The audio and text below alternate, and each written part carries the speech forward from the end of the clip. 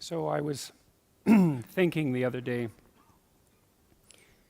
about numbers.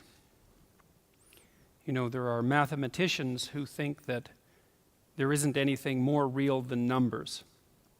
And that's an interesting proposition. I mean, it's obviously the case that once you invent or discover numbers, that confers on you a tremendous power. And who knows the limits of that power? And the claim that numbers are more real than anything else is predicated in part on the fact that when you discover them or invent them and start to utilize them, that your ability to operate in the world expands immensely. And so that's one of the ways of judging whether or not something is real, is whether or not when you use it, it facilitates your means of operating in the world. Interestingly, numbers are abstractions. And so that raises another question, which is, well, what's more real?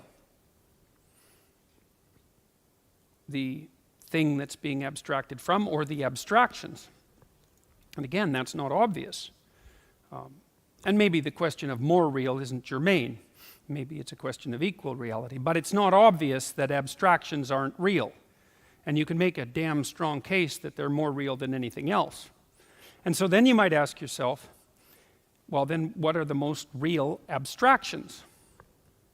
And so that's what I'm going to start to talk about tonight. I'm going to talk about it in relationship to as many rules as I can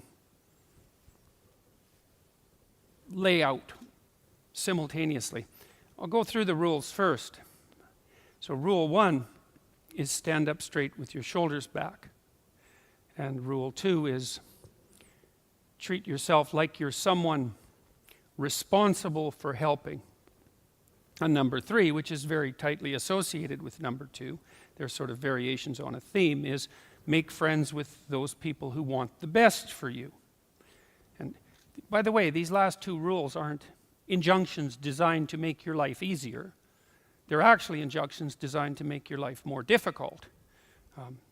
Kierkegaard said at one point that his role in life, given that everything was proceeding to become easier and easier in all possible ways, that there would come a time when people would cry out for difficulty. And so that's partly how he envisioned his role in the world, interestingly enough, as a universal benefactor of mankind who would strive to do nothing other than to make life more difficult for everyone.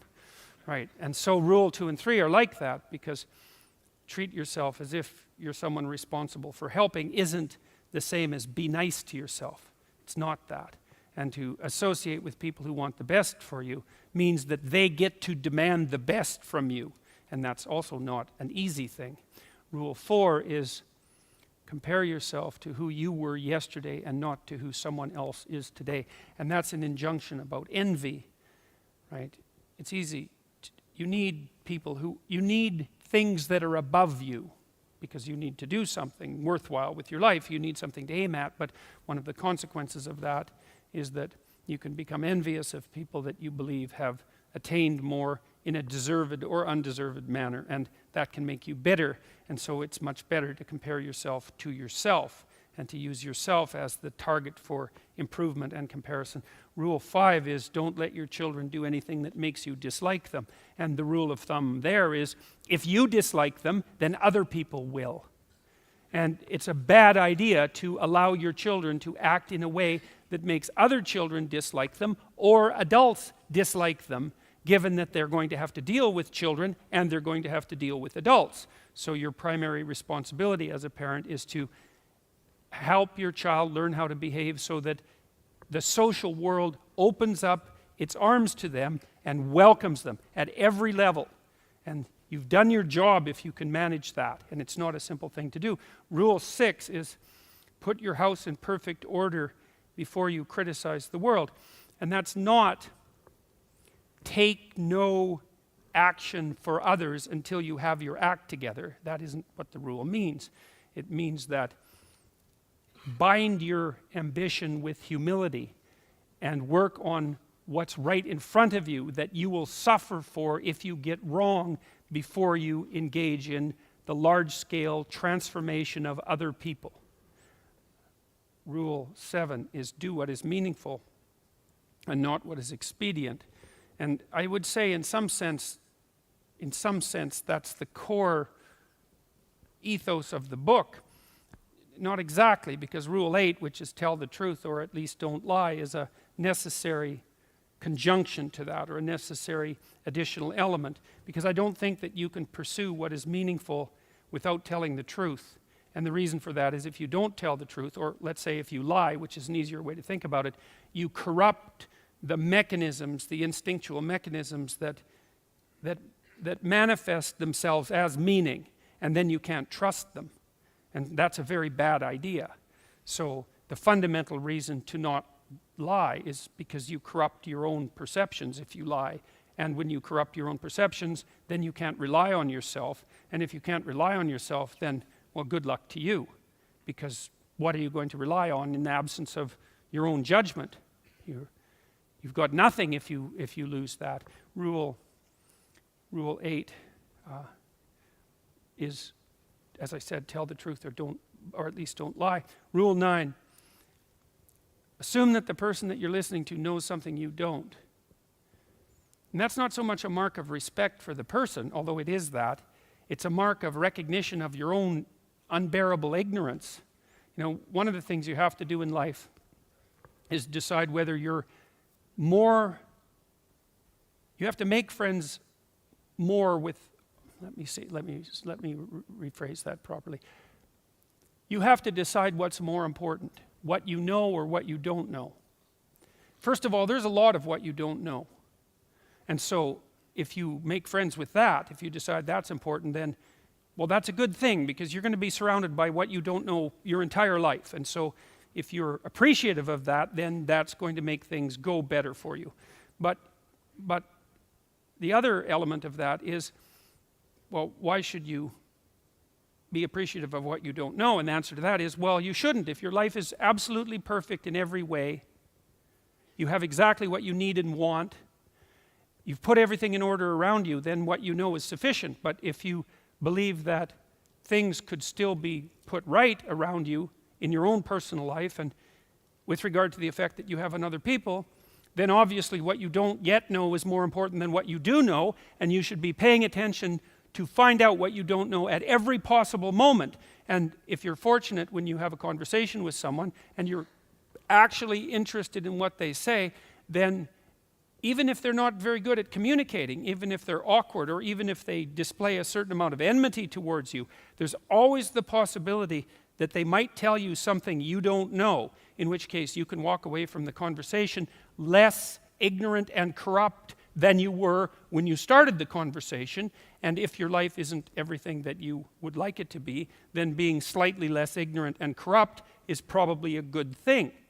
And so Rule 10 is be precise in your speech.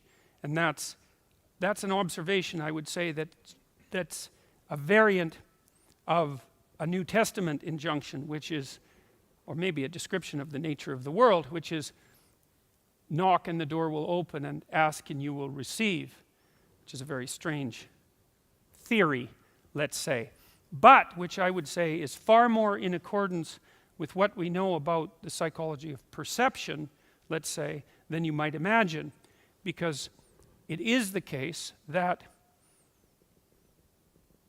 you don't get what you don't aim at. You might get what you do aim at, and your aim might get better as you aim as well, which is something to consider. If you specify the nature of the being that you want to bring into being, then you radically increase the probability that that's what will occur. And of course you all know that, because you regard yourself, at least to some degree, as active creative agents, right? Your fundamental attitude towards yourself, at least in the manner that you act towards yourself, is that you wake up in the morning and you have a landscape of possibilities that lay themselves open to you, and you make choices between those possibilities and determine in consequence how the world is going to manifest itself. So you confront a field of potential. That's a good way of thinking about it. And through your choices, you determine which elements of that potential are going to concretize themselves into the real world. And you are very unhappy with yourself if you don't do that properly, and you're very unhappy with other people if they don't do that properly, and you're very unhappy with other people if they don't treat you like that's what you're like. Because part of what you demand from people, let's say, in terms of sheer civility, is that they act towards you as if you're the locus of voluntary choice in a world of potential. And you upbraid each other for that as well. If you have children and parents, your parents will say to you, if you're fortunate, you're not living up to your potential, which is actually a compliment in a sense, even though it's also a judgment. And the compliment is, I know perfectly well that you could be more than you are. And you'll hang your head if you have any sense, and you'll think, like you think in relationship to your own conscience, that yes, I have a lot of potential that I'm not fully realizing, and that actually constitutes a transgression against the good. And I don't think I've ever met anyone who doesn't believe that. If you have a reasonable conversation with them, it just seems self-evident. I mean, maybe now and then you meet someone who's narcissistically self-satisfied, but then they're narcissistic, and that's not good. That, as a medium to long-term strategy, that's a catastrophe. That ends in disaster. You know, it's a short-term, it protects people, but long-term, it's not good in the least. And of course, other people don't appreciate it as well. Rule 11 is don't bother children when they're skateboarding. And that's actually a discussion of courage, of encouragement, more specifically, because I've been trying to understand, for example, what role parents play in the lives of their children. And I would say this is a role that is of fundamental importance, as well as attempting to guide your children so that they act in a socially desirable manner, so that the world opens itself up to them. You also want to encourage them, which is not the same as sheltering them. It's not the same at all. And to encourage someone is to say something like, or to act out something like, look, kid, the world's already difficult, because the world isn't easy for children any more than it's easy for adults. The difficulties are, they're not the same. They're child-sized difficulties, but they're still difficulties. The world is a very hard place, and it's a bitter place in many ways. And it's not only a hard and bitter place, it's also touched with betrayal and malevolence. And that's the fundamental bottom line. But there's something in you that is capable of taking that full on and transcending it. And that's encouragement. You say, well, as difficult as things are, you're up to the challenge. And to interfere with children when they're skateboarding, for example, when they're doing, let's say, inadvisably dangerous things, which kids, of course, do if they're skateboarding, to interfere with that is to interfere with the child's willingness to voluntarily expose themselves to the risks that they need to expose themselves to in order to develop the sort of competence that allows them to thrive in a world they cannot be sheltered from. And so to interfere with children when they're taking necessary risks is not love or empathy, but cowardice on the part of parents. And it's deeply damaging to children. And I can tell you, as a clinical psychologist, I've never had a client come to my office in all the hundreds of encounters I've had with people in my office. I've never had a client say, my parents made me too independent. Right, that hasn't happened once. Right, now, my parents made me too dependent, or I conspired with my parents to perpetuate my dependence. That happened all the time. So there's a rule of thumb, which I think is a good one, which I believe is often applied in nursing homes by people who work in nursing homes, which is, of course, a very difficult job. And the rule is, do not do anything for anyone they can do for themselves. And the reason for that is that it's a form of theft, right? You don't, first of all, if you do something for someone and it facilitates their movement forward, then they moved forward because you helped them, which is something I was very careful about as a therapist, I don't want to give my clients advice. First, it might fail, in which case they are going to pay for my advice. And second, if it succeeds, then I get to be the successful one. And I don't want to steal the success from my clients. That's a bad idea. I want to help them figure out what it is that they should aim at, and then help plot out a strategy for attaining that. But I want to ensure that it's their destiny, not something I'm imposing. And of course, the imposition of that sort of thing is the hallmark of a bad, I would say, therapeutic relationship, but also a bad relationship, period. Right? So one of the things you want to do with your partners, your spouse, say your husband or wife, and also with your children, is to listen to them so that you can figure out what their problems are and figure out with them, because they're going to figure that out by communicating, and then perhaps aid them in the development of a strategy. But you have to ensure very carefully that you're not imposing your own structure in a manner that's going to steal from them what's rightfully theirs. So rule 11 is an injunction to courage as the fundamental. Because you could say, well, what's the antidote to the catastrophe of life? And one answer might be safety. It's like, well, look, everyone's sensible enough to know that a certain amount of provision for safety is worthwhile. You should probably wear your seatbelts when you're driving around in your car, because why take foolhardy risks?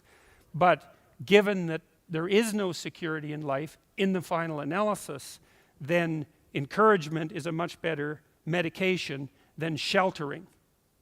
And that's I think in keeping with the idea that what life is essentially is not a place to attain happiness or even to aim for happiness, even though you should be grateful if some comes along now and then, but a call to something like adventure.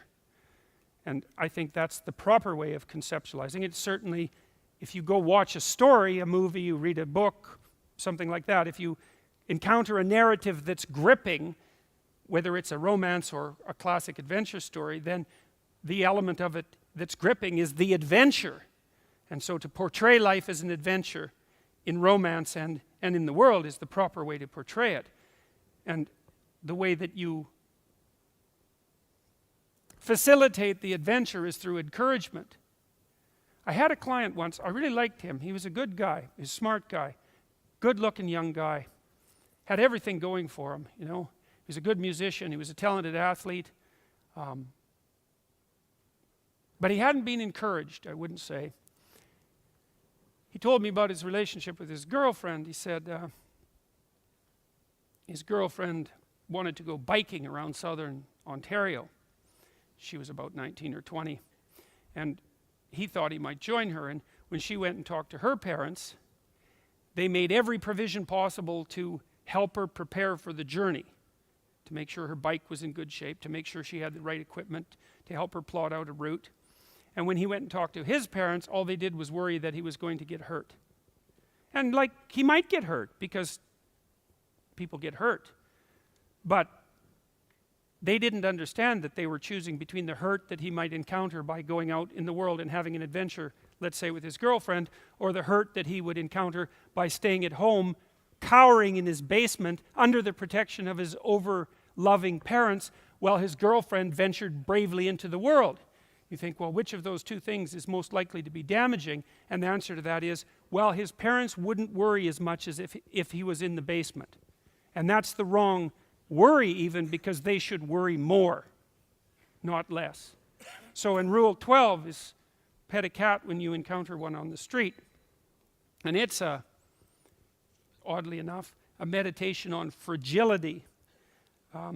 It's a discussion of what you do when you don't know what to do, and that's really when things have gone badly for you, when you face a terrible tragedy in your own personal life or in your familial life, or perhaps even in the life of your community, when things come crowding in at you too quickly. In the case of a death in the family, or a terrible illness, or the collapse of a dream, or any of the things that can flip your world upside down, is how do you cope with that? And that chapter contains discussion of the necessity of narrowing your time frame, because sometimes the right way to look at the world is across years, and sometimes it's across months, and when things are more out of control, perhaps it's across days, and when you're really up against the wall, it's across hours or even minutes. And during those minutes, then you concentrate on doing as well as you can with what's right in front of you for the longest unit of time that you can tolerate conceptualizing. Maybe that's what you do at someone's deathbed, and while you're doing that and suffering away madly, then you also take the time to appreciate everything you can that manifests itself, that allows itself to be appreciated. And so that's the metaphor of the cat, I suppose. And so that's the 12 rules. And I'll return to rule 1, which is stand up straight with your shoulders back, and I'm going to use it as a platform for laying out the abstractions that I talked to at the beginning of the lecture. So some of you might be familiar with the central Taoist symbol, and it's a symbol of Tao. And Tao is a very strange word. It doesn't have an easily translatable single meaning, at least in English. It means a variety of things. It means the path of life. So that would mean the path that you take as you move forward through life. But it would mean more also the proper path. So it's the proper path through life. So the idea, Tao is a symbol of reality. And one of the things it means is the path you take through life. And so there's an implicit idea there that the fundamental reality of life is the path you take through life. It's not a materialist idea. It's a different kind of idea. It's the idea that life is a journey. Well, we're mobile creatures and we're on a journey, and the best way to conceptualize reality is as the place that you journey through. And the question is, well, what are the constituent elements of the place that you journey through? Because that's also part of Tao, and the Taoists believe that that's yin and yang. And yin is the black serpent, because those are two serpents head to head that make up the totality of the world. And the black serpent is yin, and yin is feminine, classically speaking, from the Taoist perspective. It's a symbolic representation. It doesn't mean that women are yin and that men aren't. It's not that. It's an attempt to use sexual symbolism to represent a deeper underlying reality. And yang is masculine. Yin is dark and night. And there's a white dot in the black serpent, and there's a black dot in the white serpent. The white serpent is the daytime and masculinity, and it's the interplay between those two things that make up reality, and one can transform into the other at any moment. And so that's the Taoist idea of reality. And so there's yin and yang, and they make up the world. And the question is, perhaps our question is, well, what exactly does that mean? Well, it actually means something. It's a kind of abstraction, and it's actually an incredibly helpful abstraction once you understand the abstraction. It might be the most real abstraction there is. So I'm going to lay out for you a little bit about what these two domains refer to. And then I'm going to make a case that they're real. And then I'm going to tell you what it means that they're real. So you could think of yin as chaos. Now we need to know what chaos is. Now, chaos is what God made the world out of at the beginning of time. So one of the things that chaos is it's something like potential. And so you can imagine, and this is not how we think as modern people, because we tend to think in a materialist way, but it is how we act. And as I said already, you act as if you confront potential. And you treat potential as if it's real, and if your attitude towards it confers on you a certain moral obligation, which is why you know what people mean when they say you're not living up to your potential. No one ever says, well, what do you mean by potential? Not unless they're being argumentative, because you already know. And very few people say, well, I'm fully living up to my potential. So you admit to the reality that undergirds that the conception that makes that question a possibility immediately. The potential is the future. That's part of it. And we believe in the future. We believe that it exists, even though it isn't here and it's not measurable. It only exists as a potential set of realizable possibilities. That's what the future is. And it's really what we contend with. We don't really contend with the present precisely. We orient ourselves towards the future, and the future comes at us from every direction. And we we decide as we encounter the future which parts of it we're going to interact with and how we're going to construct the present and the past as a consequence of doing that. And so part of chaos is potential, and that's the positive part. It's like if you're in a bind, what you look for is potential. Is there another way of conceptualizing this? Do I have a different way of acting? Can I make another plan? Is there something that I'm not taking into account that would make this terrible situation tolerable? That's all an attempt to call upon potential and to use it to transfigure a reality that's intolerable. And maybe it's intolerable because of the way you're conceptualizing it. Now, I'm not being naive about that. I understand perfectly well that people can find themselves so badly cornered in life that they're basically done no matter what they do. People obviously develop fatal illnesses and they die and their businesses collapse, and genuinely terrible things can happen to you that aren't your fault, that you can't fix. I'm not saying that you can just gerrymander the world by changing your attitude. It's not that straightforward. But I am saying that you have a tremendous ability to transform the landscape of possibility that reveals itself in front of you, and that when things are terrible, that's your best bet. It doesn't mean it will succeed. It just means you don't have a better option. And so chaos, that potential, is also something that manifests itself in a terrible manner. So imagine this. This is a good way of thinking about it. So imagine that you have an intimate relationship. Let's say a marriage. And the marriage is predicated on trust and fidelity, which is a variant of trust. And that the trust and fidelity is an axiom of your memories.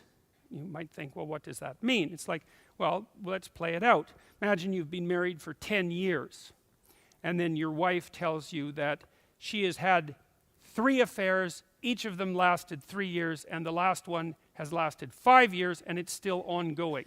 Or maybe you discover that. Okay, so then you might say, well, what happens then?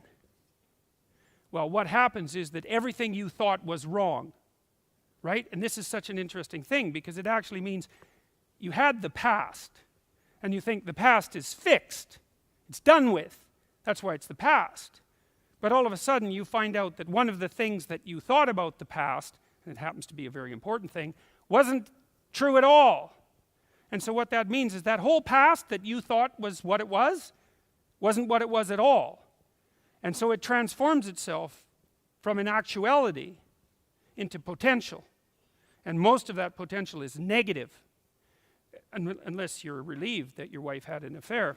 Well, but that's an important consideration, because you can imagine a situation where your marriage is dreadfully unhappy and you're just looking for an excuse to leave. It's possible that that revelation, even though it would be shocking, would also come with a fair bit of relief. And so the potential that manifests itself, even when it's unexpected, doesn't only necessarily manifest itself in a negative guise. It can also free you.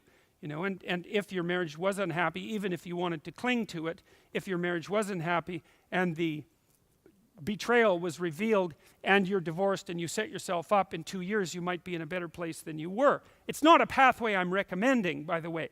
I'm just saying that it's more complicated than it looks. That's the introduction of chaos into order, right? And the oldest story we have is something like, order is susceptible to disruption by chaos, and the fundamental demand that's made on the human being is to contend with the chaos that disrupts order. Not to live in order and not to live in chaos, but to be able to contend with the chaos that disrupts order. And so when you encourage your children, for example, what you're doing is encouraging them to become the masters of the chaos that can disrupt order, rather than denizens of order, which makes them tyrants, or denizens of chaos, which makes them nihilistic and hopeless. So you train your children, you encourage your children and yourself and your partner, if you have any sense, to be a master of emergent chaos and to be able to contend with that. And so chaos is potential, and it's this disruptive, it's the capacity of the infinite world to disrupt your finite considerations. That's another way of looking at it. Another way of looking at it is it's the serpent in the Garden of Eden.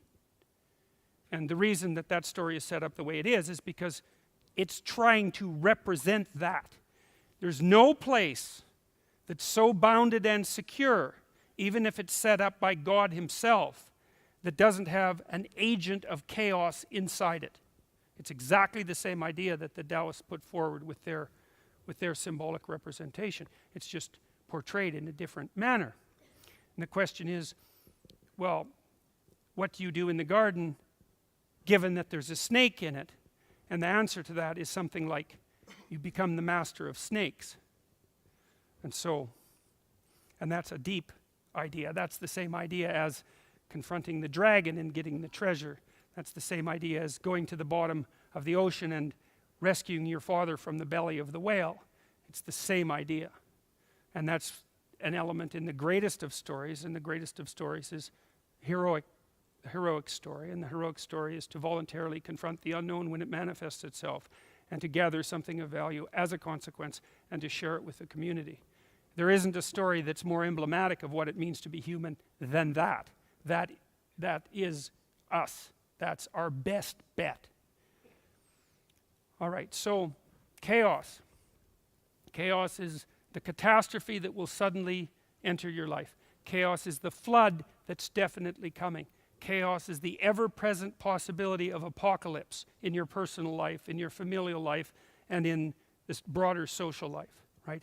Chaos is the consequence of your finite fragility existing in a world that's beyond you. Chaos is potential. Chaos is what lies before you. Chaos is what you can call on when you need something to rescue yourself from malfunctioning order. It's a permanent element of existence. Chaos is what you don't know. Chaos is what's outside the fire.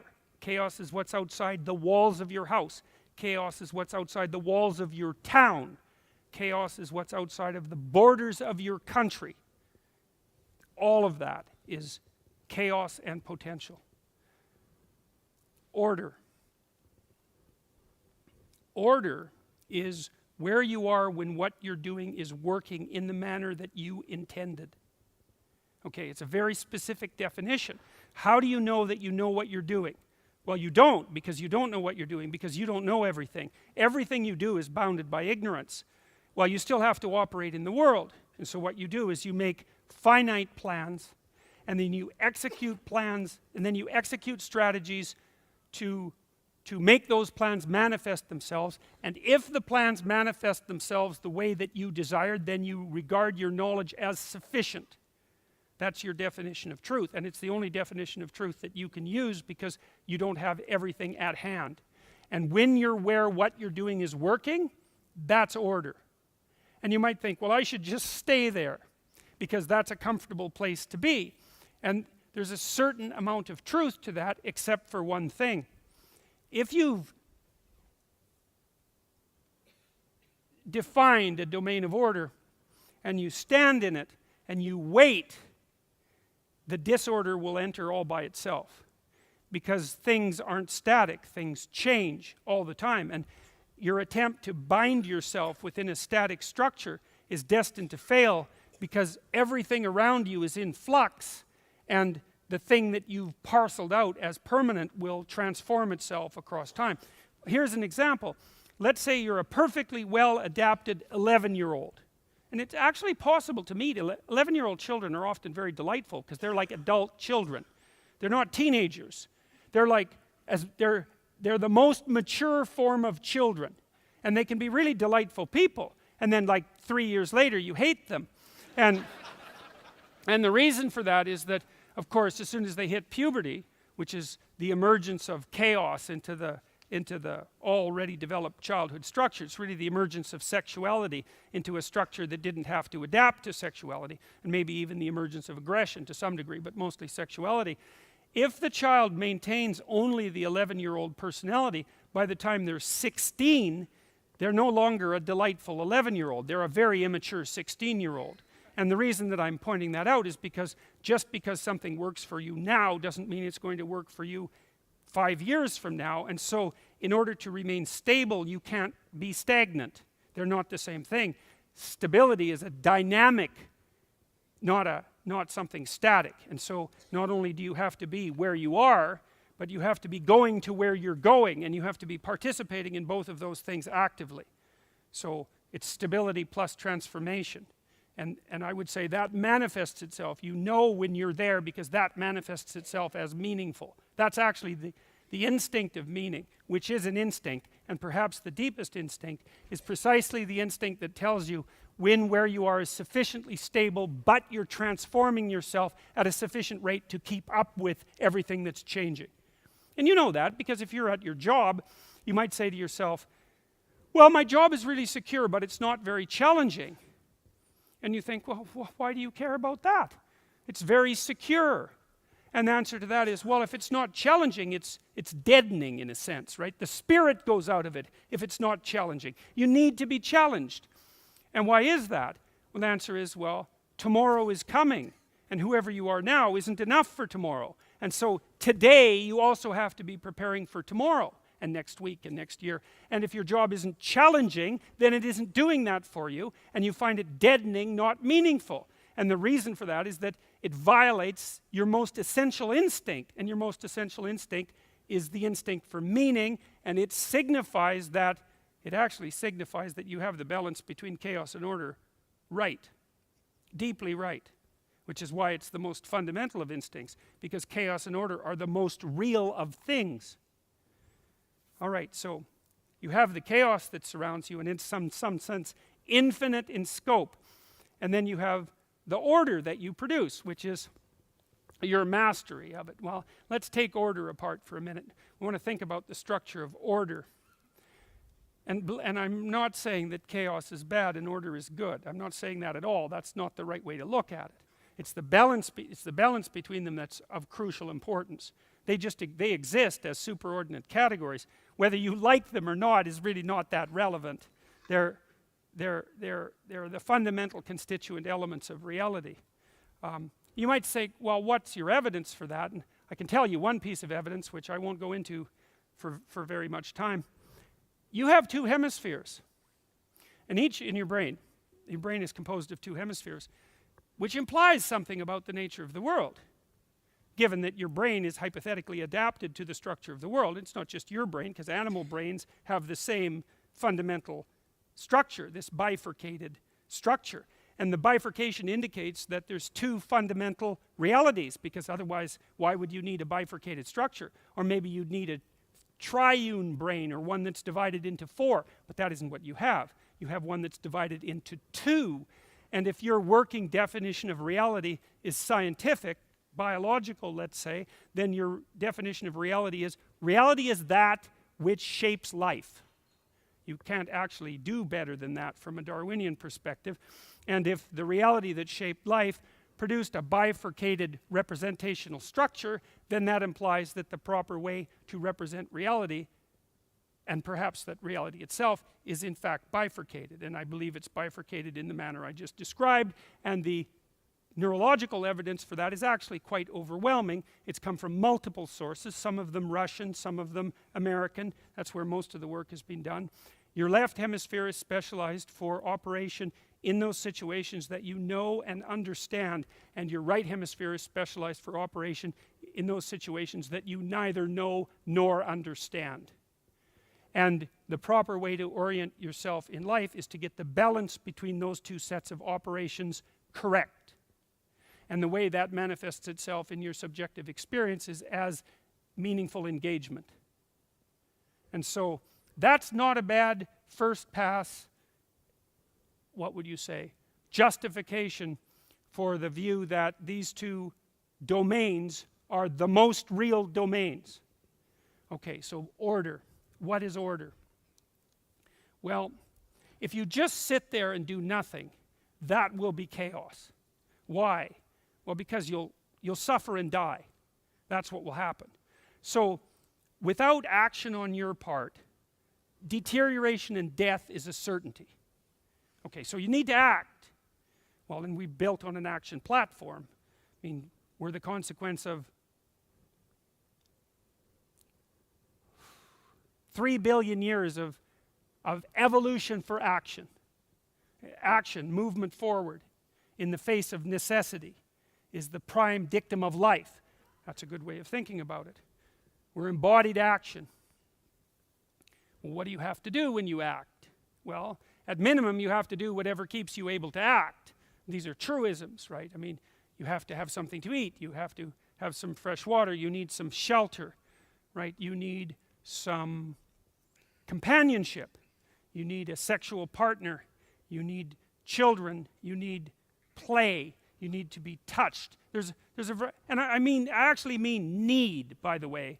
People deprived of play go insane. People who aren't touched die. These things are necessary. Well, assuming that survival itself is necessary. But we'll start with that. We'll start with the assumption that just sitting there and suffering and dying is not the right solution. Okay, so you have to act in the world. You have to act in the world that in a manner that stops you from deteriorating and dying at minimum. And that means that you have to address the problems that are intrinsic to that destiny. Now, you have all sorts of systems that have evolved to help you do that. Motivational systems. You have to eat, so you get hungry. You have to find water and consume it, so you get thirsty. You get lonely. You get curious. There's specialized biological systems that are very, very old. You get aggressive. You get afraid. You suffer pain. There's specialized systems for all of those unidirectional systems of orientation in the world, and they help you figure out what to do. So when you're hungry, it's time to eat, and when you're thirsty, it's time to drink, and when you're lonesome, it's time to seek out some companionship. And you have specialized systems that help you do that. But they're not enough because, well, they're not very bright. That's one way of looking at it. They're kind of unidimensional, and you also have the problem of organizing all of them. It's like, well, you have to eat now, and you have to drink now, and you need a companion. And it's probably time to play, and you have to do something about shelter, and there isn't just you right now, there's you now, and tomorrow, and next week, and a year from now, and 5 years from now, so you have to plan across all those stretches of time, and there isn't just you now and the future you, there's you plus your family and your community, and so all of that has to be taken into account while you're plotting your movement forward. It's very, very complicated. You have all these problems to solve simultaneously. And your motivational systems, anger, hunger, and so forth, can help you solve one of those problems now, but not all of them permanently. That requires higher cognitive function, and that's part of what drove the evolution of our complex cognitive systems. That's how do you propagate the game across time in a complex environment. The left hemisphere operates when what you're doing works. And so a lot of what you do during your life is to keep your right hemisphere off. People don't like it going on accidentally. It's the home of negative emotion. It's the home of pain and anxiety. It's the thing that turns on and freezes you in your tracks when something that you deeply did not expect happens. And it prepares you to deal with the onslaught of what you didn't expect. Now, it's not all bad news, because to use the right hemisphere in a judicious manner is also something that adds intrigue and interest and artistic expression and all sorts of positive things to your life. So, because potential is not only negative, it's also positive, it can be dealt with in ways that are deeply enriching and meaningful. Order. Okay, so you have to do something, otherwise the consequences are dire. To do something, you have to value something. It's a definitional issue, because to do something is to act out the proposition that the thing you're doing, the thing you're aiming at, let's say, is preferable to the thing you have. And preferable means you'll do it. So those things are tied together so tightly you can't disentangle them. If you say, I'm aiming at X, but I don't value it, then there's something wrong with the way that you're conceptualizing the statement. Because to aim at something and to work to bring it into existence is the same as valuing it. And if you say, well, I don't value it, then something's out of kilter. Either you're acting out a falsehood, or you don't know what you're talking about. It's one of those two things. And you meet people like that who are deeply confused. Their action patterns and their verbal self-representation don't mesh, but that doesn't mean that they're critics of value. It just means that they're deeply confused. So You have to act or you suffer. In order to act, you have to have a value structure, because to act, you have to value one thing more than another, which means that you have to inhabit a structure of value. You have to. Okay, so you need a structure of value because it's the antidote to catastrophe. Now, if you act out a structure of value socially, which you will because you're social, you're not going to pursue your aims in isolation because you're not a solitary animal. You're a social animal. You're a tribal animal, deeply tribal. We live in groups. We live in families. We live in communities. We live in large societies. We're social at every level of analysis. And we've been social for as long as we've been primates. So maybe that's at least 6 million years, and it might be more like 60 million years. It's really a long time. So it's not an arbitrary social construction. It's far, far deeper than that. Now, what happens when you act out a structure of value in a social environment? You produce a hierarchy, inevitably. Well, let's think it through. Why? Well, let's say that you say that one thing is more worth doing than another, whatever it happens to be. And then you tell a bunch of people about what you're doing, and they decide that they're going to come along and help you do this thing that's valuable because they also think it's valuable. And maybe you get 20 people together to do this thing, whatever it happens to be. And the first thing you discover is that some of the people are way better at doing whatever it is that they're doing than other people. So, and who knows why that is, because it depends on what you chose to do. You know, if you chose A, then it would be a different group of people who were good at it than if you chose B, because people differ in their abilities. But one thing you will not escape from if you make an organization to do something valuable is the brute fact that it will be a minority of the people who are good at doing it. And there's actually a law. It's called Price's Law, and it's a real law. It even governs the size of cities and the mass of stars and the heights of plants in the jungle. It just doesn't govern human interactions. And Price's Law says that the square root of the number of people engaged in an enterprise will do half the work. So if you have 10 people doing something, 3 of them will do half the work. But if you have 100 people doing something, then 10 of them will do half the work. And if you have 10,000 people doing something, then 100 of them will do half the work. And you know how wealth distributes itself such that a minority of people have most of the money. 85 richest people in the world have as much money as the bottom 2.5 billion. It's something like that. And everybody goes, oh my God, the 1%. It's like, well, first of all, you're all the 1%, so get over yourself, because you're, you know, Western European, roughly speaking, and by current world standards, and certainly by historical standards, you're all well ensconced in the 1%. So if that's a problem, well, it's a problem for all of you. And some of you might be, you know, richer than that, but that doesn't mean all of you aren't in the same boat, fundamentally. The fact that wealth aggregates in the hands of a small number of people is part of the general expression of Price's Law. There's nothing special about the distribution of money. You see the same thing in every creative domain. I mean, how many of you have recorded a gold record? How many? Looks like 0. Oh, there's one person. Okay, there's 850 people in here, so there's 1 in 1,000, so that's 1/10 of 1%, something like that. How many of you have written a piano concerto? How about painted a painting that's hanging in a national museum? Oh, look, it's none of you again. Right. Well, and how many of you have been a member of a professional sports team? Okay, look, oh, one, so that's 1 in 1,000. Well, you get the point here. Well, there was a couple. Okay, so looks like it's easier to be a member of a professional sports team. or my audience is biased. The sample's biased. But it is the case. If you look at high levels of creative achievement of the sort I've just described, they characterize a staggering minority of people. And so the rule is that you produce a value system, which you better produce, because otherwise you suffer and die. And it isn't only that. It's like, look, here's something else you all know, as far as I can tell. we start with the idea that there's an intrinsic chaotic element to life, and that includes the inevitability of suffering and malevolence, betrayal at the hands of yourself and other people. So that's the baseline, and that's intolerable in many ways, because life is in many ways intolerable.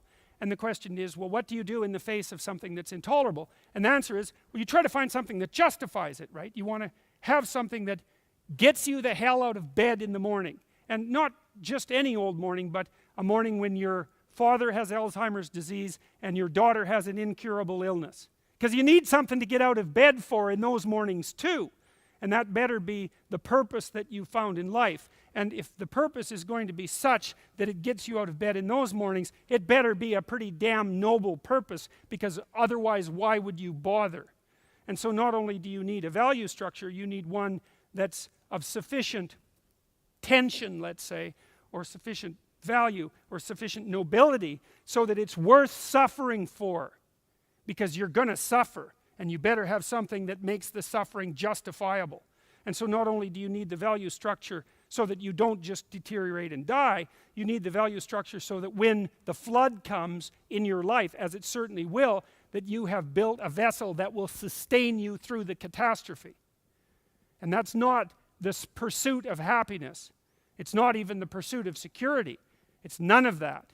It's the orientation that you've managed to produce in your own life towards a higher good that's so high that it's worth bearing the burden of being to produce.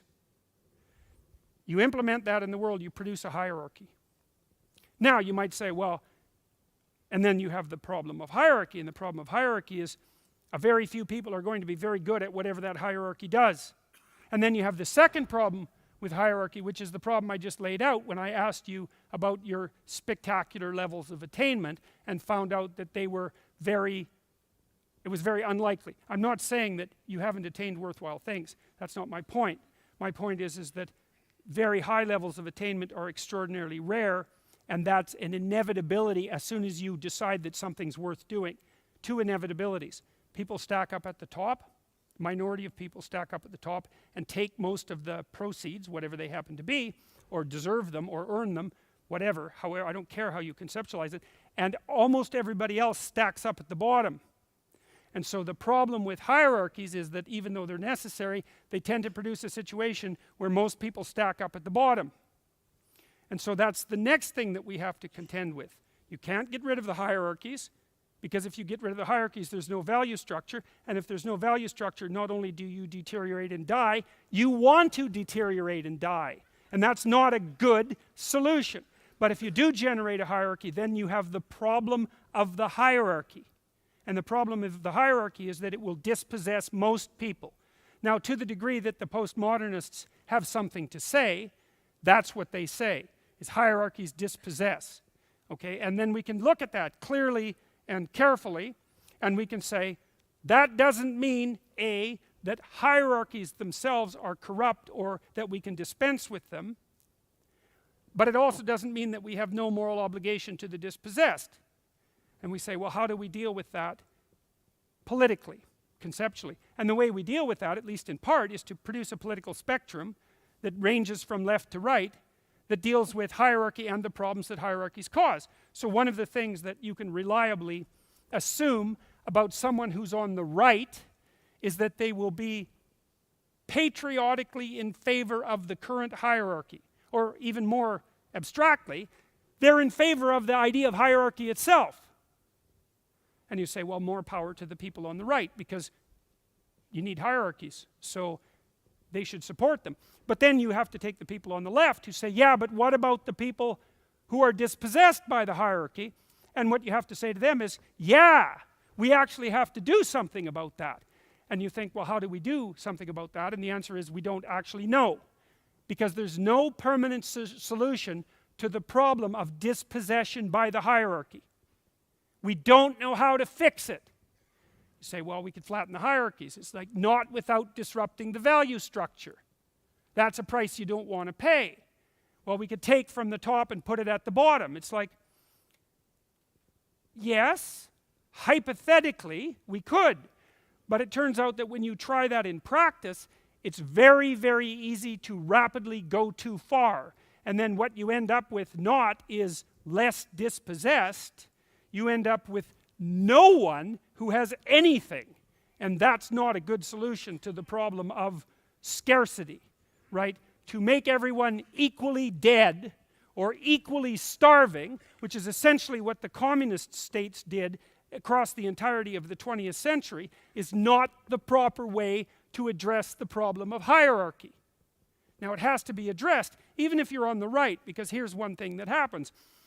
Hierarchies tend to ossify, because what happens is that the people at the top, maybe they got there by merit, but it's easy for them to gerrymander the system so they can stay there without merit, or perhaps their children can stay there without merit, or the hierarchy becomes corrupt so that people who only use tyranny and power can climb it, and so you don't have a hierarchy of competence and value anymore, you have a hierarchy of brute power, which looks like a tyranny. So there's all sorts of ways that hierarchies can deteriorate, and we have to be awake to ensure that that doesn't occur. Also, if the hierarchy gets so steep that everybody stacks up at zero and no one can climb it, which is basically the definition of a malfunctioning tyranny, then all the people at the bottom rightly think, well, why don't we just destroy the game? Because we're already at zero, so what the hell do we have to lose? And so one of the things that you want to do if you're a sensible conservative is make sure that the hierarchy maintains its rooting in competence, that it's transparent, and that it's climbable, because otherwise it will ossify and steepen, and then it will destroy itself. And if you're a conservative and you value stability and the hierarchy, then you don't want to set up a situation where the most likely outcome is that the hierarchy destroys itself. So we can be intelligent about this. We could say, look, don't be thinking you can get rid of hierarchies. They've been around. This is why I wrote chapter 1. I talked about lobsters. The reason I talked about them is because not only is the hierarchical structure itself as a permanent feature of existence at least 1/3 of a billion years old, which, by the way, means that you cannot attribute it to capitalism, the free market, or the corrupt patriarchal West, unless you're willing to make the case that all three of those elements contributed to the existence of dominance hierarchies among crustaceans, which seems highly unlikely. So, and this is actually something you could think about it as an idea that's actually directed towards the productive left.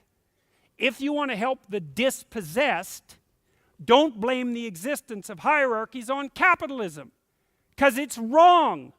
It's wrong. The problem is way deeper than that. And here's something else that's very interesting about capitalism. A couple of things you might consider. We have become spectacularly wealthy since 1895, right? First in the West.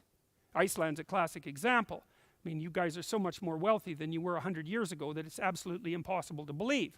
And so that's first happened in the West, exponential economic growth starting in about 1895. There's a long tail. I mean, people were improving before that, but it really kicked in around 1895. It first happened in the West, and now it's happening everywhere in the world. I don't know if you know this, but the UN set a goal in 2000 to have the level of absolute poverty in the world by 2015. Which is the fastest rate of economic growth ever recorded. We attained it in 2012, 3 years ahead of the most optimistic projections. Right? And so people are being lifted out of poverty at a rate that has never been seen in the history of the world. Hooked to the power grids, provided with cell phones, provided with access to fresh water, provided with access to medications that decrease child mortality. Like, if you look at the statistics, there are so many things getting better so fast you cannot even believe it. And that's a consequence as far as the data indicate of the operation of the free market system, which does produce inequality. That's the thing.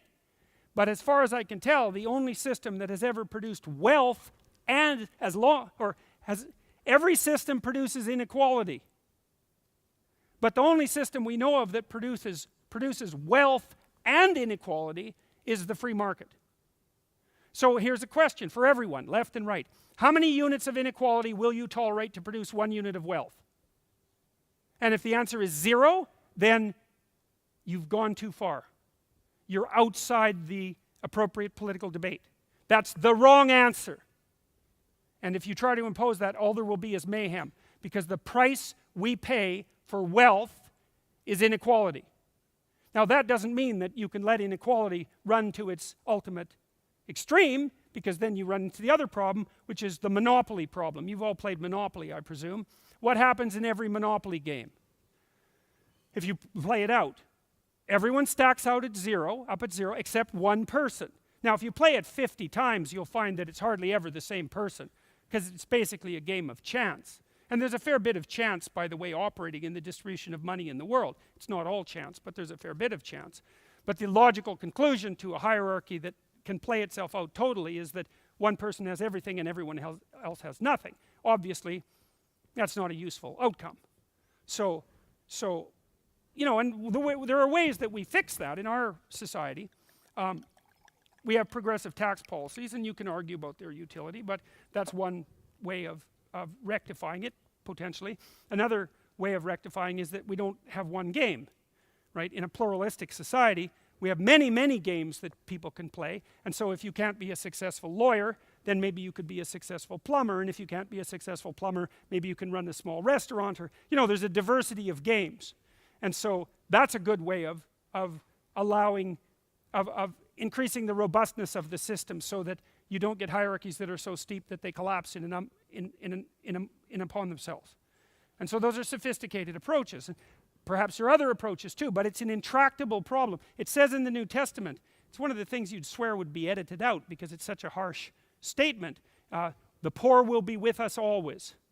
Well, what's that in reference to? It's also in reference to the Matthew principle, which is another New Testament statement and happens to be an economic axiom. To those who have everything, more will be given. From those who have nothing, everything will be taken. That's the structure of the world. And you can't lay it at the feet of the West. It's the structure of the world. Now that means we have to contend with it, and it's not an easy thing to contend with. And part of the reason that we have a continual political dialogue, and that we need to have a continual political dialogue, is to make sure that our hierarchies exist and remain intact, but don't become so steep and corrupt that they destroy themselves. And you need a left and a right for that. But that means the left has to admit that hierarchies are not only necessary but valuable, and the right has to admit that despite their necessity and value, they tend to stack people up at the bottom, and that actually constitutes a continual problem. You see that in the Old Testament, because one of the things that happens in the Old Testament is Israel struggles up to state and empire status 6 times. It struggles out of the chaos up to empire status. And then it gets corrupt. It loses the way. It isn't balancing things between chaos and order properly. The kings get arrogant, and so do the people. And they forget their relationship with God. That's another way of thinking about it. And then a prophet comes up and says, you aren't paying enough attention to the widows and the orphans. You better look out, because that displeases God. And the Israelites, who are stiff-necked and arrogant, think, what's God going to do to us? Which is not a very wise way of thinking. And so they don't take the steps necessary to rectify their deviation from the proper path, and they get absolutely flattened. And the consequences of that last for generations, like 7 generations. And then they struggle their way up to something approximating empire status again, and exactly the same thing happens. They forget, and they collapse. And there's 6 stories like that in the Old Testament. It's all documented by a man named Northrop Frye, who was a Canadian literary critic who wrote a couple of books on the Bible, one called The Great Code and the other called Words with Power, which I would highly recommend. It's an analysis of the Bible as literature. Brilliant. For those of you who might be interested in Jungian thinking, Frye's thinking is a nice adjunct. So, all right, so that's the nature of the world. Order, chaos, and order. And your goal is to keep the relationship between those two things optimized. And you do that by doing what's meaningful, not what's expedient. That's rule 6. And you ensure that you have the world construed properly by following rule number 8, which is tell the truth, or at least don't lie. You don't want to pathologize the instinct that orients you in the world. And you will pathologize it by engaging in habitual deceit. And the reason you do that is when you practice something, you build structures that specialize in that, and then they run automatically. So if you're living a lie, which is a very common thing for people to do, then you're building neurological mechanisms that view the world through that lie. And once they're built, they're you. And good luck unbuilding them. It's very, very difficult. That's in part what happens to people who are addicted, by the way. They build mechanisms of search, neurological structures that are focused on the drug. And those systems are alive, and all they want is the drug. And it's not psychological exactly. It's psychophysiological. Don't build structures of cognition predicated on deception, because you will pay for it. And so if you're going to guide your life with the orientation of the instinct of meaning, then you have to be very careful with what you say and write and think, because every time you say or write or think something, you build a little neurological structure that's specialized for that, and it participates in this parsing of the world. So, all right.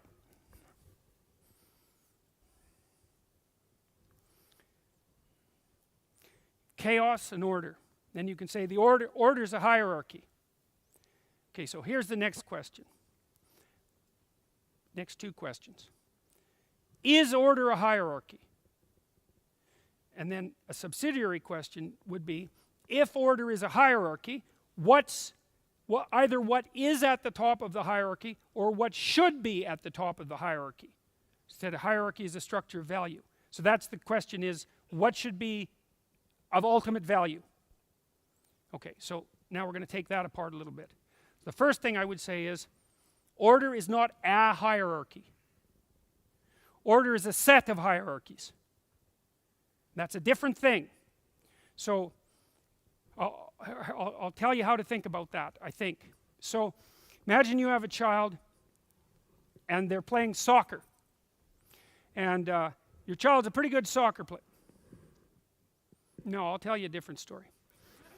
This actually happened. So I'm going to tell you a story about hockey. And since I'm Canadian, what the hell, I might as well tell you a story about hockey. My son played hockey. He still plays hockey. He was a pretty good hockey player.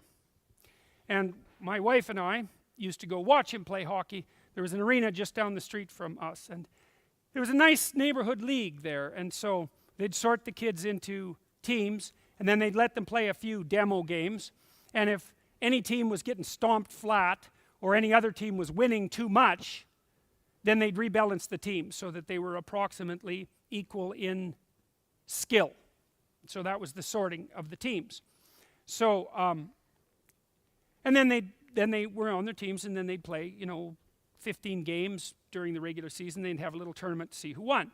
And it was really good. It was a good, friendly league. And so my son's team was in, I think it was the championship game, if I remember correctly. And there's one kid on his team who was the best player on the team by quite a margin. He was very fast on his feet. He could skate rings around a lot of the kids. He was good at stick handling. He was a good hockey player. But he had some problems, this kid. One problem was he wouldn't pass the puck. Now you think, well, why the hell should you pass the puck if you're the best hockey player? Which is pretty much what he thought. And the answer is, well, you're part of a team, right? You want to be the best person on the team, fair enough, and you want to win the hockey game, but you also want to, what? Make your teammates better players. How's that? Maybe you even want to make the people on other teams better players. I mean, I know that's going a little bit too far, but you certainly want to make your teammates better players. And you might think, well, why would you do that? Because if they're better, then maybe you won't be the best. Well, that's a boneheaded way of looking at the world. Because first of all, if you amp up the competition around you, maybe that'll motivate you to be even better. And it's a hell of a way to win by making everyone else lose. That's not much of a victory. And so if you have any sense, you pass the damn puck, even if you're the better player. You especially do that. Let's say you've got a comfortable 2-goal lead. Well, then maybe you can risk taking the time away from that specific game to build up the confidence and ability of your teammates. And then maybe everybody thinks that you're a bit of a leader and they make you team captain. Not even so much because you're the best hockey player, but because why? That's the question. Okay, so we're watching the game, and it's pretty exciting, and it's a real close game, and it's like 3-3, and it's a minute left, and the other team zips down the ice and scores a really brilliant goal. And so my son's team loses. Except that they were in the championship, and it was a really good game. So, whether or not they lost is not all that obvious. They lost that game. But, there's a broader context to take into consideration. Okay, so this kid, the star, goes off the ice, and he takes his hockey stick and he smashes it onto the cement, and he's all angry because, as far as he was concerned, he was robbed. And maybe that's because of his useless teammates, who he didn't really spend any time helping, by the way. And maybe it's because the referees were unfair, and who the hell knows why, but it wasn't fair. And his idiot father rushes over to him and consoles him on his loss and supports him in his notion that he was robbed. And I thought, you unspeakable son of a bitch. Because he was an arrogant narcissist, and it was way more important to him that he had a son who was a star than that he had a son who was a good person. And that's absolutely inexcusable. He made the wrong choice. He sacrificed his son's soul in part to help him save face for a hockey game. That's not acceptable. Okay, so here's what you tell your children. It doesn't matter whether you win or lose, it matters how you play the game. And so that's what the father should have told the son. And he should have meant it. And even better, he should have known what it meant. But who knows what that means? Because you tell your children that, and maybe they're not so happy because they lost a game, and they look at you like you're an alien, and they think, well, what the hell do you mean by that? Because obviously it matters whether you win. And it does matter whether you win. So what is it that you mean when you say that? And your kid asks, well, what do you mean by that? And you go, well, I don't know what it means, but it's a good rule. So what do you mean by that? Here's what you mean. And it relates to rule 5, which is don't let your children do anything that makes you dislike them, because other people will dislike them then. And you don't want other people to dislike your children unless you want your children to inhabit a world where everyone dislikes them. And maybe you do because you don't like your children. And maybe you don't like your children because you let them behave in ways that makes you not like them. And so the way you take revenge is by not correcting them so that other people will punish them because you don't have the courage to discipline them. And if you think that people don't play that game, then you don't know much about people, because they play that game all the time. All right, so it matters how you play the game. It doesn't matter whether you win or lose. Let's take that apart. Well, so the first thing is, and this goes back to the idea of the hierarchy. Is order a hierarchy? And the answer is no. It's a set of all hierarchies. Or you could say it's the set of all possible hierarchies. Because, in a society at a given time, there's hierarchies that function, but that transforms, and then there's new hierarchies that function. The specifics of the hierarchies change, but the fact of the hierarchies remains. And so you can imagine a hierarchy as a meta-structure that consists of a multitude of possible hierarchies. And that's going to change as life continues. And so what you want for your children is not to be the master of a hierarchy. You want for your children to be the master of the set of all possible hierarchies. Because then no matter how things change, they're ready. You say, well, how is it that you get ready for things to change? And the answer is, play so that people will invite you to play. Right, and there's a rule for children, for raising children. And it's a rule. One of the things you can do with your children, this is something good for men, because men are more likely to do this than women, although women can do it too, but men are more likely to do it. It's really good for children to engage in rough and tumble play fighting. First of all, if you have children and you've played with them physically, you know that they absolutely love it. They will rough and tumble play with you until you are completely exhausted and they're not even vaguely ready to quit. They have an inexhaustible hunger for it. And they like to be pushed to the edge. So I knew this when I was a new father. partly because I read work by a man named Jaak Panksepp, who was a genius, an affective neuroscientist, one of the world's great neuroscientists, perhaps the world's greatest neuroscientist, although there's 4 or 5 people that might compete with him. He wrote a book called Affective Neuroscience, Emotional Neuroscience, which is a work of real genius. He discovered the play circuit in mammals, because there's a separate play circuit in mammals, a specialized circuit. And he did a lot of work on rats, and showing that in order for a rat to become socialized, because rats are highly social, they had to engage in iterative bouts of rough and tumble play. And here's a cool thing. It's a ridiculously cool thing. So, and this has to do, in some sense, with the postmodern critique of the patriarchal tyranny. So, if you take 2 juvenile rats, males, and you imagine you give them an opportunity to play. So you throw 2 of them into a little play arena and you let them wrestle. Okay? The next time that you bring them to the same place, you can measure how much work they'll do to open the door to the arena.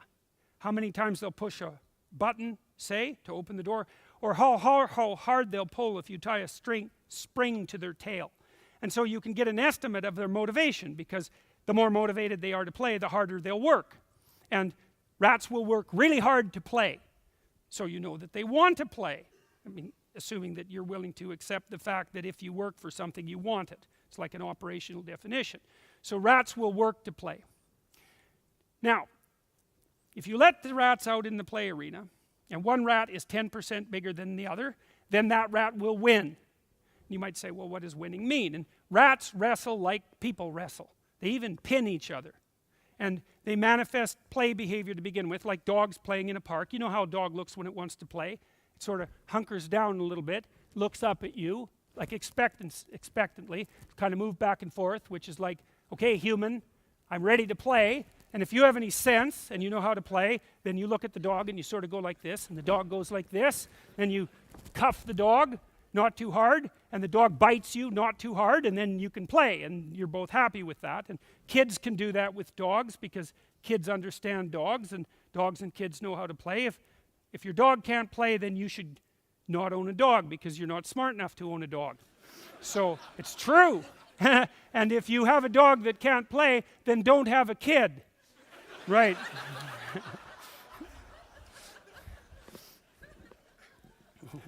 It's true. The stupidest dog I ever saw was owned by a psychologist. That was really embarrassing. So, okay, so you put the 2 rats together, and there's the 10% bigger rat and there's the 10% smaller rat, and the 10% bigger rat stomps the small rat and pins him. So he wins. And so now you're a postmodernist doing the experiment, and you say, powerful tyrannical rat dominates hierarchy. Really, really, that's what you conclude. End of experiment. And it looks correct, because powerful, dominant rat dominated and won. It's like, okay, except for one thing. Rats live with rats. They don't wander. They're not psychopathic individuals wandering from isolated community to isolated community. They know all the other rats. And that means they have to keep playing with them. And the rules for playing with someone 30 times are not the same as the rules for playing with someone once. So Panksepp had the rats play repeatedly. And what he observed was, okay, now the next time you put those rats together, the situation's a little different. The little rat comes bouncing out and does the playful dog thing to the big rat. So now the rule is, you're the little rat, you lost, you have to be the creature that invites to play. That's now your status. So you bounce around, and you know the big rat's all cool, and he's smoking a cigarette and doesn't want to play, but he'll flick it away at some point and think, all right, what the hell, you know? And so then he gets in it, and he can stomp the little rat again, because he's a bigger rat. If the big rat doesn't let the little rat win 30% of the time across repeated play bouts, then the little rat won't ask him to play anymore. You think, well, if you think about, you don't think, so what? You don't think, why did Jaak Panksepp waste his time studying play in rats? You think, oh my God, that's an absolute miracle. Because it shows you that there's an ethic of fair play that emerges as a consequence of repeated bouts of play, even among rats. It's so basic. It isn't even human, that ethic, the ethic of fair play, is deeper than human. It's real. And it's the ethic that governs iterated interactions. And it's not just in rats that we've seen this. So, chimpanzees are pretty damn brutal. They're way more brutal than you think. And they're really, really strong. Maybe 6 times as strong as an adult male. Now, the estimates vary, but they're plenty strong enough to tear you to bits. And that happens now and then. People have chimps for pets, and they become adults, and it's like, don't mess with the chimp, because it'll tear you to pieces. And chimps are brutal. And this is interesting, because they're our closest relatives. And so, Jane Goodall discovered in the 1970s that chimps are tribal. They live in tribal groups, like we do.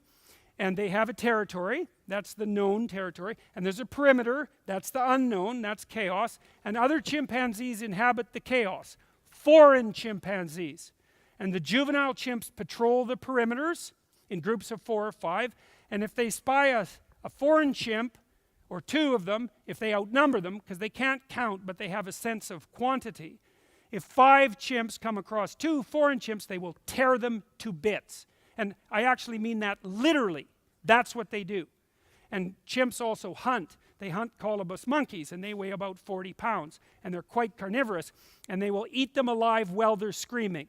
So there isn't a lot of empathy regulating chimp aggression, which is something to think about when you think about human beings, because it's not obvious what regulates our aggression. And you might think, well, it's your conscience. And like, yeah, maybe it's your conscience, and maybe it's something else. You read the Rape of Nanking, for example, and you'll start wondering very, very rapidly about whether people have any conscience at all.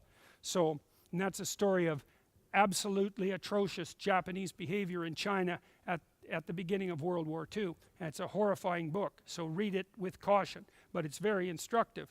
So, anyways, the chimps are very brutal creatures, and so you might think, well, let's look at a chimp hierarchy, because chimps have dominance hierarchies, and they're basically male-dominated, although there are lots of powerful female chimps. Say, okay, who becomes the dominant chimp?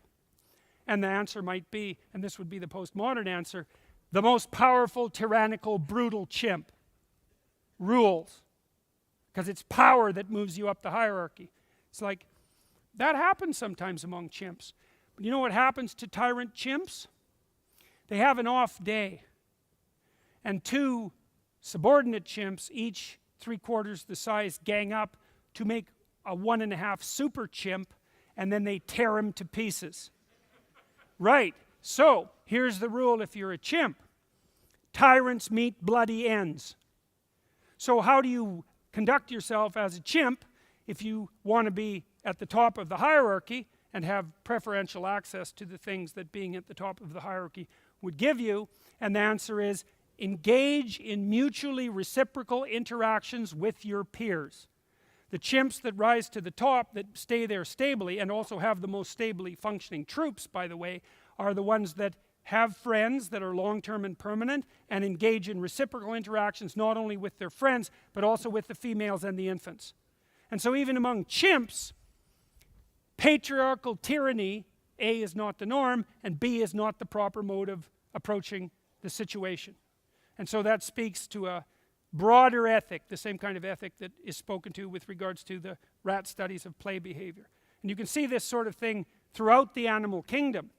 There's a pattern of reciprocal interaction that seems to stabilize social animals that isn't predicated on brute force. Now, maybe the simpler the animal, the more it's predicated on brute force, but we are by no means simple animals. And the idea that our hierarchies are fundamentally tyrannical, the patriarchy, which is a word that nobody who thinks carefully should ever use casually. That term is predicated on the idea that A, that our hierarchies are tyrannical, which they aren't, although they can become that way, and B, that the most reliable means to attaining status within a hierarchy is through the expression of power. And both of those things are wrong. They're wrong.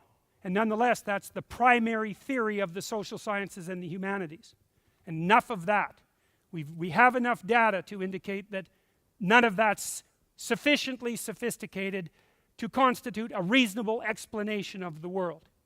So we should dispense with it as fast as possible. All it's doing is dividing us into tribes, and it's not solving the problems that it's hypothetically intended to solve. So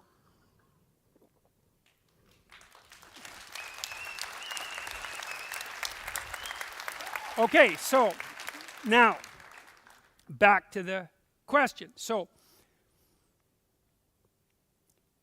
there isn't a hierarchy, there's a set of hierarchies. And it's like the set of games. So here's what you're telling your child when you say, it doesn't matter whether you win or lose, it matters how you play the game. What you're telling them is, life is not a game. It's not even a sequence of the same games. It's multiple sequences of different games. And if you want to be a successful player in the set of multiple sequence of different games, then you have to adopt a higher order ethic. And you don't subordinate that ethic to victory in any one game, ever. So you put the manner in which you play above your victory in each instance. And the reason that that produces the best possible outcome for you is that you get invited to play the largest number of games. And so let's go back to rule 5. Don't let your children do anything that makes you dislike them. Okay, so let's say you like your children. Let's say you love your children and you want the best for them. You detach yourself a little bit and you think, well, I'm not going to be around forever, and they're going to deal with a lot of different people. Single people, like individuals, groups of people, children, and adults. And what they have to be prepared for is to interact with that set of people in the best possible manner. And so what do you want? Well, let's say your child's 2 and is still pretty egocentric. Because children, 2-year-olds are quite egocentric. They can't share yet. They don't really learn how to share in any technical sense till they're about 3. It's hard for them to learn to share. Between 2 and 4, they learn to share and to play. And the way they learn is by, at least in part, by engaging in reciprocal interactions with their parents. Now, what is it that's your job when you're socializing a child who's 2 to 4? You have to do it between the ages of 2 and 4, by the way, because if you don't manage it by the time they're 4, then you might as well give up, because it isn't going to happen.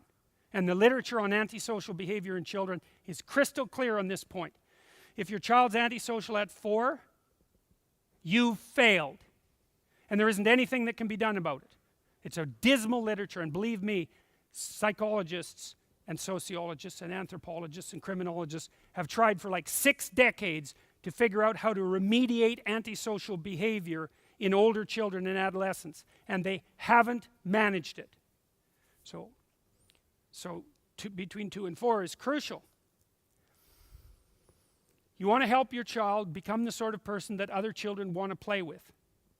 And the reason you want to do that is because from 4 onward, other children are the primary agents of socialization.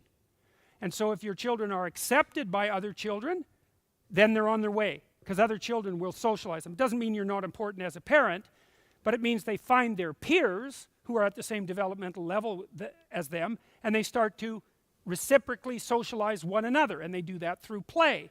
And so if you've prepared your child to be a great play companion, then you can just stand back and let it happen. And you have to be around when something breaks down, when the system doesn't work properly. You have to be there as a resource. But basically you can sort of push them out onto the playground and say, you know what to do, go play. And play is of absolutely crucial importance, as documented by people like Jean Piaget. So you're trying to make your child maximally attractive as a play partner. And the ethic there is, well, the world is made out of a sequence of hierarchies that transform. And so you want your child to be the sort of person who's invited to participate in whatever hierarchy organizes itself. And what should a child be like to do that? Well, they have to be reciprocal, take turns, right? You don't always get to pick the game. You have to find out what other people want to do. They have to want to play too. Like there's all these sophisticated ethical rules that go around play. And if you're playing with, some of you have played with kids that aren't fun to play with. Well, what are they like? If something doesn't go their way, what happens? They have an emotional outburst, so they revert to the behavior of an ill-prepared 2-year-old. They have a temper tantrum, they burst into tears, they thrash around on the floor. It's not fun, because when you play, if you don't lose sometimes, then no one else ever wins. So who the hell's going to play with someone like that? A downtrodden victim, that's all. It's not, no kid with any sense is going to put up with that. And this is exactly what kids are like. If they find out that their potential play partner is a whiny 2-year-old, even though they're 4, they just stop playing and they go find another kid. That's exactly what happens. And so if you want that for your kid, then make sure that they're whiny and bitter every time they lose. A good way to do that is to never let them lose at anything, so they don't get any practice. Well, I don't want my kid to lose. It's like, wrong. You don't want your kid to lose in an unsophisticated manner. That's not the same thing at all. And if you think the way you accomplish that is by never having your kid lose, then we're back to the you shouldn't even own a dog problem.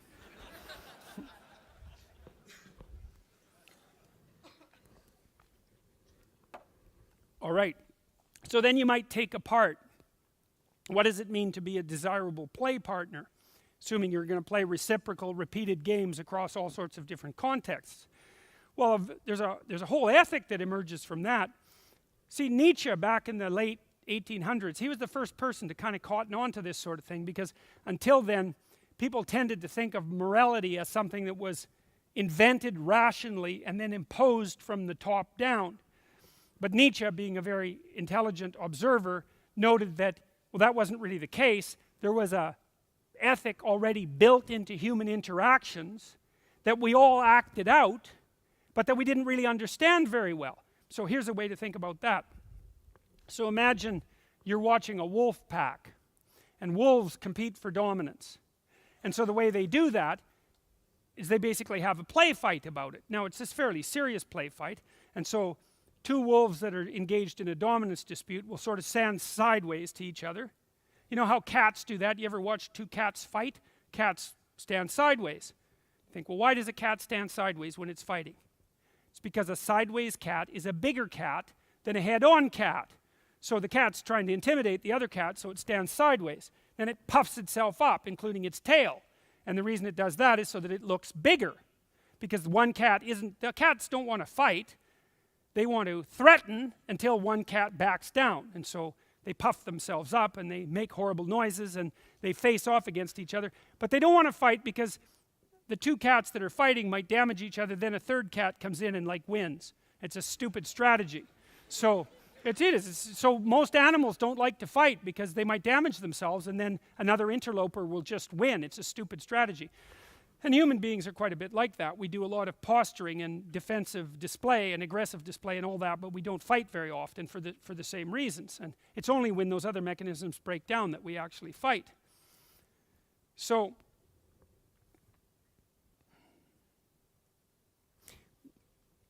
what happens in a wolf dispute is this. The wolves square off and they amp up the threats in the hope that one of the wolves will back the hell down, because what will happen is the wolf will chicken out, one of them. And then when it does, it rolls over and shows its neck. Why? Well, because when wolves hunt, they go for the neck, generally. Like, wolves are quite cruel creatures in some sense, and they'll actually eat moose standing up. But generally speaking, if they can manage it, they go for the throat, and they'll bring the animal down. And so what the wolf is basically saying is, well, you scared me half to death. I'm a useless moose. You might as well tear out my neck. And the other wolf says, yeah, you're pretty detestable, and you're kind of like a moose, but I might need you to hunt tomorrow, so I know I can tear out your neck, but I won't. And then the defeated wolf stands up, and he's not very happy, and he's kind of a low-status wolf, but at least he's still got his neck. And the victor wolf gets to be high-status wolf, and he gets to go hunting with his partner the next day. And so you might think, well, wolves have a complex procedural morality. And the morality is, don't tear the neck out of the creature you defeat. That's wrong. And then you might say, well, that's the rule that wolves follow.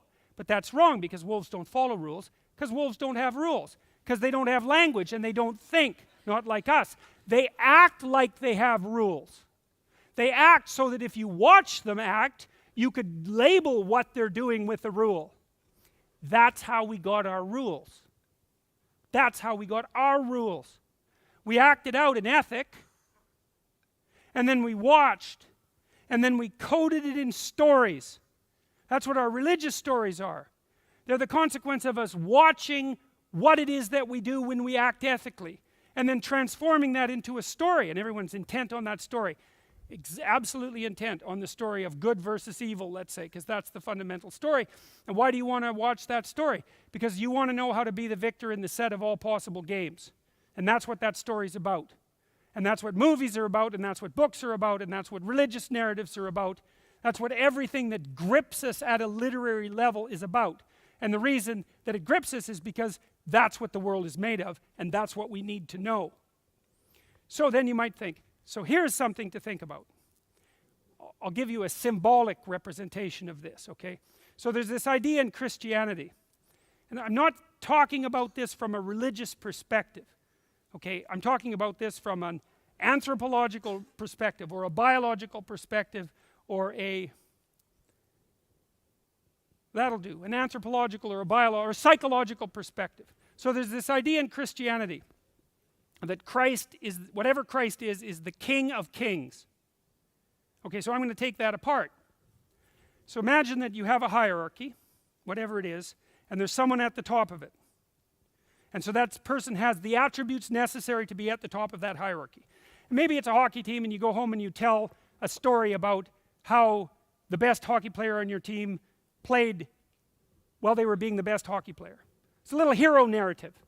It's a little fragment of a hero narrative. And maybe it's hockey, soccer, plumbing, law, business, art. There's all these hierarchies. And then there's the thing that's at the top of all of them. And the thing that's at the top of all of them has something in common.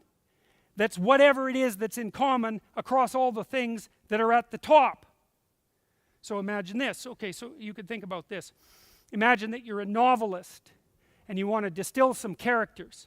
And you want a good evil character, because what the hell good is your book without a good evil character?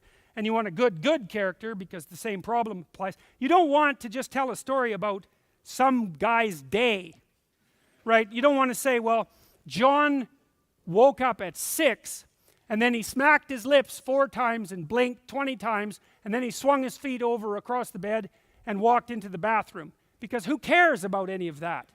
You don't need to know that, because you know how to move your mouth and cough and walk to the bathroom. It's not helpful. You want a distillation. You want the novelist to have watched a bunch of people and abstracted out someone who's good in a way that's good across a bunch of people. And you want him to have abstracted out someone who's evil that's abstracted across a bunch of evil characters. So you see that in Hamlet, for example. You see that in Dostoevsky, where the characters are bigger than life. And you want them bigger than life because you want it distilled so that you can learn from it. And what you're learning is that ethic. Okay, so then imagine that you have 100 hierarchies, just mundane hierarchies. Then you take the people at the top of all those hierarchies. And say that you group them into groups of 10. Okay, so you take 10 admirable people, and then you say, well, we're going to average across them, and we're going to come out with with a composite admirable person made out of those 10. You have 100 to begin with. So let's say you have 1,000 to begin with. You distill them to 100 admirable people. Then you take that 100 admirable people and you distill them into 10. And then you take those 10 admirable people and you distill them into 1. And what that 1 is what's admirable across the entire set of admirable people. That's a divine figure in a mythological story. That's what it is. And so the Christian idea is Christ is the King of Kings. And that's what it means. You go into a cathedral, and the cathedral is a cross, by the way. And the cross is the place where suffering is accepted. And the cross is a dome over it, and that's the sky. Okay, so there's an idea in the cathedral, and the idea is that the place of the cross, which is where suffering occurs, is the center of the universe, which is the dome. And then you look up at the dome and you see this figure staring down at you. That's the King of Kings. And that's how to behave in the world. That's what that image represents. And you think, well, what does it mean? Well, here's a way of unpacking it. And this is associated with the idea of how to behave across the set of all possible hierarchies. Well, what should you do? Well, according to rule 1, you should stand up straight with your shoulders back.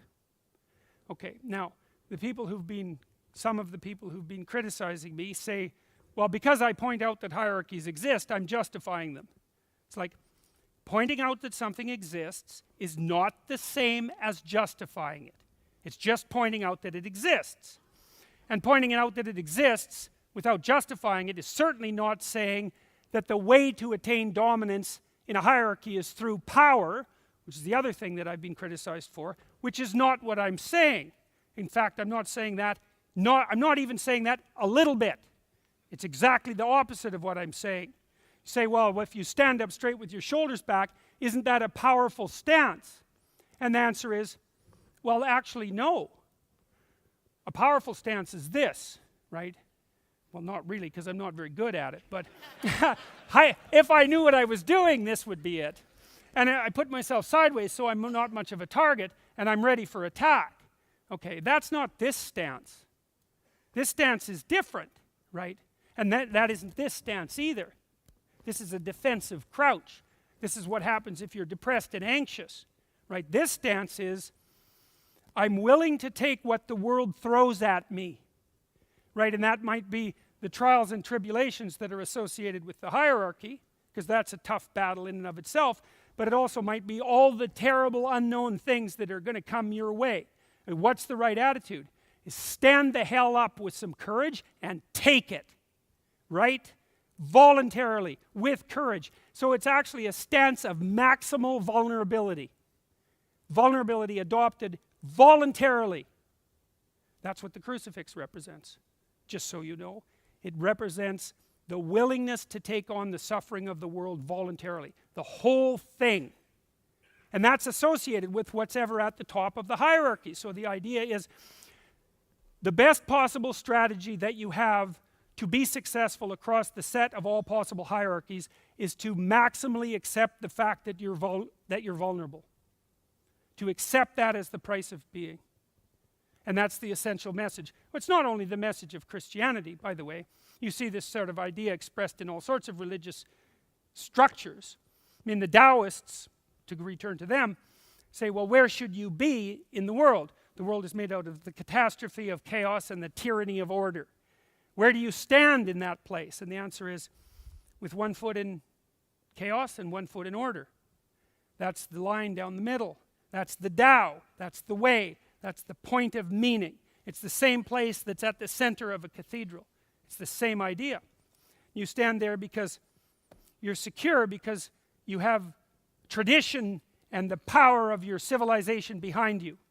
And you have one foot in chaos because that's not enough and never will be. And the instinct that puts you there is the instinct of meaning.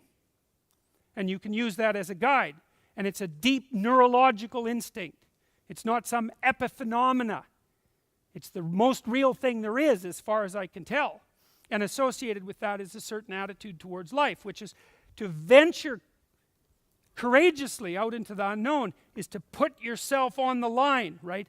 To heed the call of adventure, to risk yourself voluntarily. You have no choice anyways, right? Because you're in this all the way. There's no out that isn't death. The full catastrophe is at your feet. You can't evade or escape that. But what you can do is choose how it is that you're going to confront it. And so rule 1 is to stand up straight with your shoulders back and to manifest. And this is the thing that's so amazing about this, I think. And that what lends a kind of ultimate reality to the idea of positioning yourself properly. You might say, well, let's presume that you're a very pessimistic person or a very realistic person. And you say, well, what's the fundamental reality of life? You say, well, it's suffering and malevolence. It's like, okay, it's a hard argument to forestall. But I don't think it's true. It's true, but it's it's not the final truth. The final truth is, despite the fact that that's true, the ability of the human spirit to prevail is more powerful than death and evil. That's the truth. And you know that. You know that. First of all, you know that because you're ashamed that you're not everything you could be. You know that because the people that you admire are people who manifest courage in the direst of straits. And you know that as well because when you meet people like that and you're not like that, they shame you. That speaks to your deepest possible instinct. You know what you could be. And you know too that you see people contend with situations that are so difficult that it's truly a miracle that they can contend with them. You know, and I think of people, well, I think of people who work in funeral homes. That's a good example. That's hard, right? That's death and grief every day. And it's not something that you can avoid. It's like it's right there. It's as real as it can possibly be. I'll tell you a story about that. I had a client who was very afraid of being alive. And she wanted to sleep all the time. And she took sleeping pills and all sorts of other things so that she could evade the burden of being conscious. And she was a very good dreamer. And she wasn't doing well in university. And she had a dream one night that a gypsy told her that she was actually lucid during her dreams, by the way, and she could ask her dream characters what they meant, and they would tell her, which was something I'd never seen anyone else manage. In any case, she dreamt of this gypsy that she met in the forest, and the gypsy told her that unless she could learn to work in a slaughterhouse, she'd never finish her degree. And so she told me that story. I don't know if you know this, but the classic treatment for people who are afraid of things is to expose them to what they're afraid of, which is a good lesson if you have children, because you want to expose your children to challenges because that makes them stronger. It has to be done voluntarily. But if you have post-traumatic stress disorder, let's say you're the victim of a vicious sexual assault by a stranger, and 2 years later you have post-traumatic stress disorder, the most effective treatment is to get you to relive the experience in as much vivid detail as you possibly can and experience all the emotions that occurred while it was happening. And if you do that, the more upset you get when you do that, if you do it voluntarily, the faster you get better and the longer you stay better. And so it's a general rule of thumb in psychotherapy is if someone's avoiding something, find out what they're avoiding, break it into manageable pieces, and have them voluntarily expose themselves to it, and they will be cured. And that's the dragon fight in clinical practice. Find what you most need will be found where you least want to look. Right, that's a hell of a statement. So she told me this dream, and I thought, well, I don't know how to arrange for you to work in a slaughterhouse. That doesn't seem like a very... She wouldn't eat meat, by the way. She wouldn't go into a butcher store. I took her into a butcher store once, and she had a very catastrophic reaction. She couldn't handle it. Anyways, I said, well, we can't arrange the slaughterhouse thing. Why don't you go away for a while and come back in a week and see if you can come up with an alternative. So she came back and she said, I want to see an embalming. And I thought, oh God, okay, how the hell am I going to arrange that? So I phoned a couple of funeral homes and I said, look, I've got this person who's really afraid of death, and she had this dream, and I told them the story, and they said, no problem, bring her in. And so I wasn't looking forward to this, by the way. So we went, and she was very, very nervous because she certainly didn't think she could handle that. And, you know, as I said already, I wasn't exactly thrilled about it either, but in for a pound, in for a penny, in for a pound, as they say.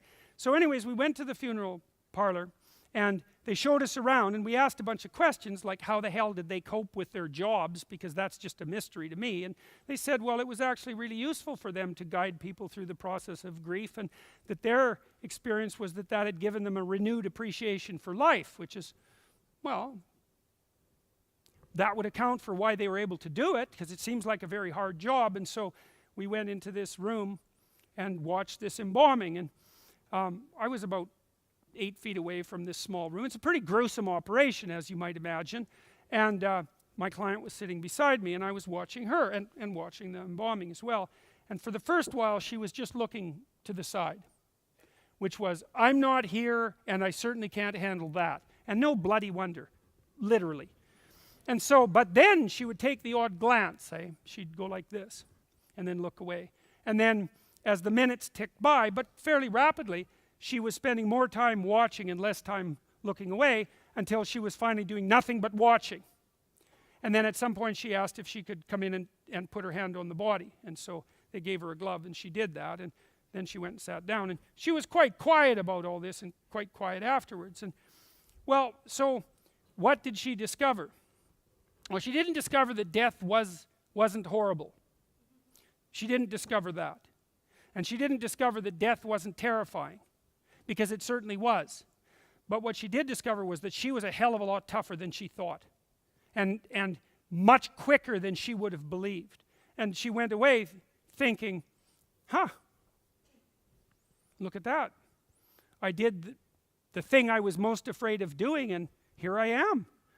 And not only am I not more damaged than I was, I'm actually better than I was. And so from then on she had a reference point, right? Which is an interesting thing. I think this is why primordial people initiate especially their young men, because it sort of happens automatically with young women. They expose their young men to something absolutely terrifying, genuinely terrifying, so that for the rest of their lives they know the difference between what's actually terrifying and what's just sort of normal catastrophe. Because you really need to know that, right? Because you need to know that you can prevail. And one of the things she learned as a consequence of that exposure was that she could prevail despite the realities of life. Of course, that's what you want to teach your children, mostly by example, is that they can prevail despite the realities of life. Of course, that also means that you have to have admitted to what the realities of life are. But the thing that's so interesting about that, here's another story. So, you know the story of King Arthur and the Holy Grail. The Holy Grail is the ultimate value. It's a symbol of whatever the ultimate value is. And King Arthur assembles his knights around the round table. And it's a round table because they're all equal, despite the fact that they have a king. They sit as equals at the round table. And they all decide to go off to seek for the Holy Grail. It's either the cup that Christ drank out of at the Last Supper or the cup that held his blood on the cross. It's one of those two things. It doesn't really matter. It's a symbol of what's redemptive. That's what the Holy Grail is. So it's a representation of the ultimate value. The question is, where do you go to seek out what's of ultimate value? An answer in the tale of King Arthur and the Holy Grail is that each knight entered the forest when they began their search at the place that looked darkest to them. So that's the thing, is that it's necessary, if you're going to stand up straight with your shoulders back, to confront the darkness of the world head on, to take responsibility for the tragedy of existence and for malevolence. That's what it means. That's what the Christian injunction to take the sins of the world onto yourself means. It means it's your bloody problem. And to confront Satan in the desert is the same idea, is that not only do you have to take on the tragedy of the world as if it's your responsibility, but you have to contend with the spirit of malevolence while you're doing so. And it's in doing that that you find your destiny. That's where you find the highest of possible values. And that's the call to the nobility of being, because you might think, well, what could possibly justify your life more thoroughly? What could make you the best player of all possible games than to take the tragedy of the world onto your shoulders and to fight with all your ability against the malevolence in your own heart? Thank you.